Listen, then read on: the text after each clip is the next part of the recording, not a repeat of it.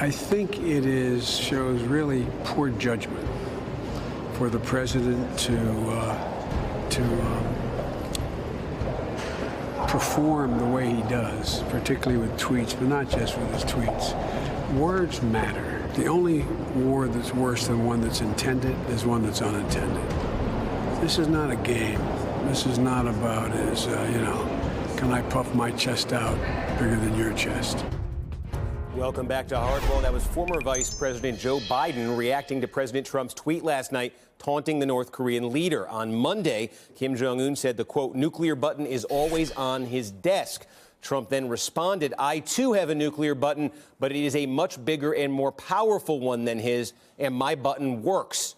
White House Press Secretary Sarah Huckabee Sanders was asked about that message today. Should Americans be concerned about the president's mental fitness, that he appears to be speaking so lightly about threats regarding the nuclear button? I think the president and the people of this country should be concerned about the mental fitness of the leader of North Korea. You just said that people should question the mental fitness of Kim Jong-un. So then isn't it dangerous for the president to be taunting him on Twitter?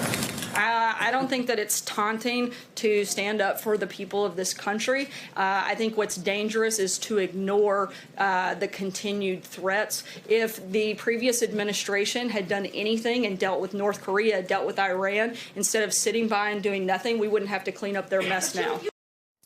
And I'm joined now by Gordon Chang, a columnist for the Daily Beast and the author of Nuclear Showdown, North Korea Takes on the World. Gordon, thanks for joining us.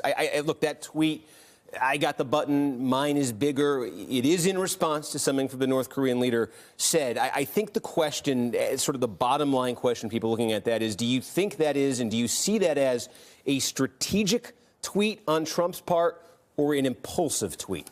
Certainly impulsive. Remember, yesterday there were two tweets from the president about North Korea. The one in the morning actually was strategic. It was a good one. It talked about how sanctions were hurting the North Korean regime. And that's important because if there's any peaceful solution to this, it is basically sanctioning North Korea to the point where they realize they've got to give up their weapons. Now, you come to the evening and that tweet, we're not talking about this strategic tweet. We're not talking about sanctions. We're not talking about Ambassador Nikki Haley, who in the afternoon set down America's negotiating priorities and guidelines. No, of course, we're talking about a schoolyard tweet. And that's unfortunate because President Trump needs to talk about sanctions. He doesn't need to talk about the American nuclear arsenal in terms that are immature. That implied threat has always been there from the United States Absolutely. Towards North Korea. You got a nuke, you try to use it, we could wipe you out. I remember Clinton once even explicitly saying it. The president then tweeting this out like this. Does that have an effect on North Korea? Does that change their posture at all from anything we've seen in the past?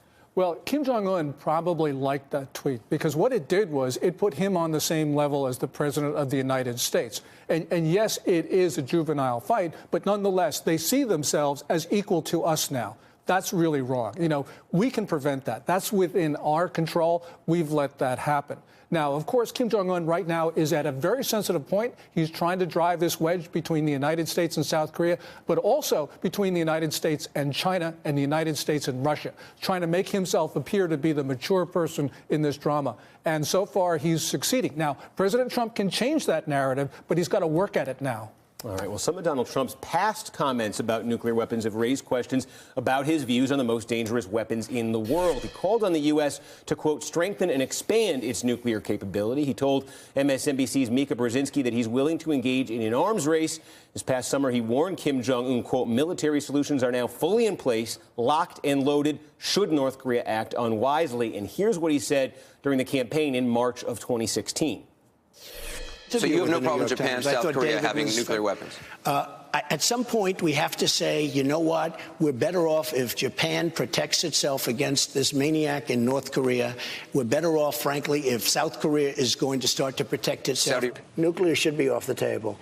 But would there be a time when it could be used? Possibly. Okay, the trouble is when you said that, the whole world heard. David Cameron in Britain heard it. The Japanese, where we bombed them in 45, heard it. They're hearing a guy running for president of the United States talking of maybe using nuclear weapons. Nobody wants to hear that about an American president. Why are we making them? Why do we make them? We have because of the old mutual assured destruction, which Reagan hated. Just so and tried to get rid of. I was against Iraq. I'd be the last one to use the nuclear weapons. So can you take it off the table that's now? Sort of like the end of can the you ball tell game. the Middle East we're not using a nuclear weapon? I would on never say that. I would never take any of my cards off the table. How about Europe? We won't use it in Europe. I'm not going to take it off the table. You might use it in Europe?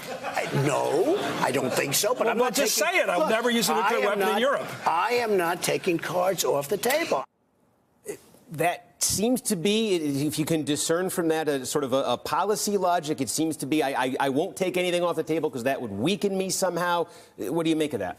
Well, you know, the American presidents have always said all options are on the table, but you don't have to say it in those terms. The clip that I thought was really significant was the first one.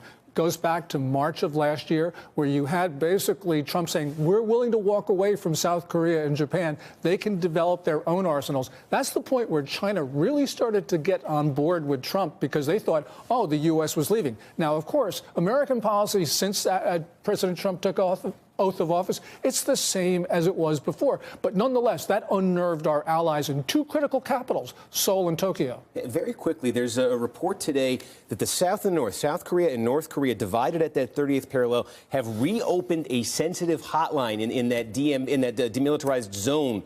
What does that mean?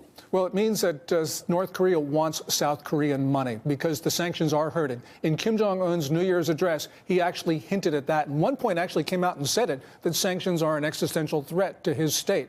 So Trump's plan is actually working, you know, and that's an important thing. But no one knows that because we're talking about the size of the button. We're not talking about the underlying American policies. And Trump needs to talk about those underlying policies. Okay.